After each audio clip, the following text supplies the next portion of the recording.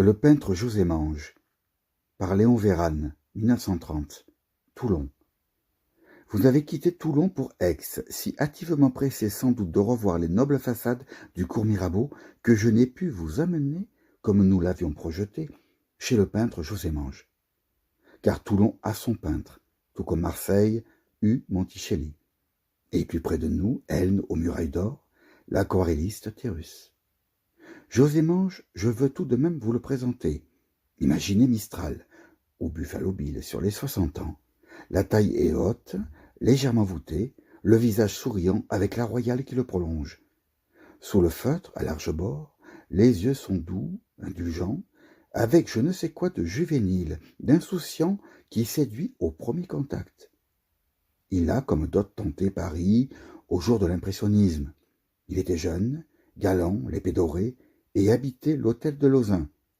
Il travaillait chez Jean-Paul Laurens et réservait son admiration à Renoir et à Monet.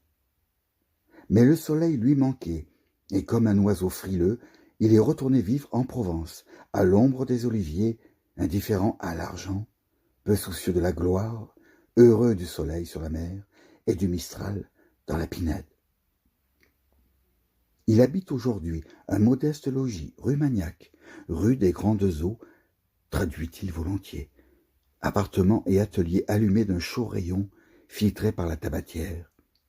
Il vit là dans un extraordinaire désordre de poteries, d'étoffes, d'armes, de cuivre et de tableaux.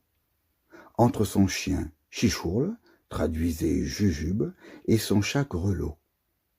Les amateurs montent les 4 étages pour voir ses dernières toiles, pour écouter ses derniers vers, car José Mange est poète comme vous et moi. L'accueil est charmant.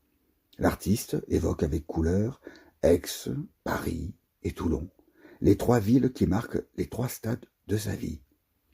Il dit « Aix musicale et belle, avec la fièvre aux joues, au temps de Maurras, de Gasquet, de Magalon, de Signoret. » Et c'est un recueil d'anecdotes de haut goût sur cette brigade qui auréola d'un dernier reflet de gloire la capitale du roi René.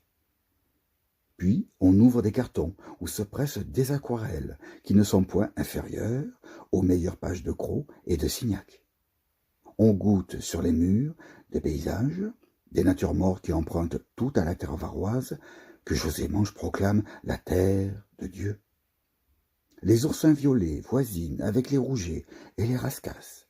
Les cruches en poterie renflent le ventre, le col paré de mimosas et d'œillets. Des géraniums éclatent dans un vase de cuivre, et la féerie des fleurs, parfums et couleurs vous conquiert vite à ce peintre poète. José Mange descend avec vous, l'escalier branlant.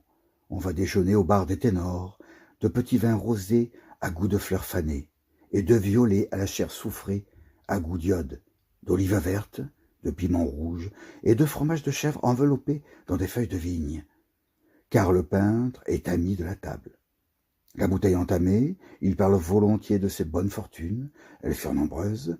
Il dit selon le jour pourquoi la blonde doit être préférée à la brune, s'attarde volontiers à des détails intimes, vide encore un verre, concilie Vénus et Bacchus, vous serre la main et reprend très digne, portant beau, dans son complet de velours vert à côte, la direction du cours Lafayette qu'il aime descendre jusqu'au quai en quête d'un parfum, d'une couleur ou d'un profil de femme qu'il captera avec la joie d'un enfant qui pourchasse et atteint, à travers un parterre, des papillons de soie multicolores.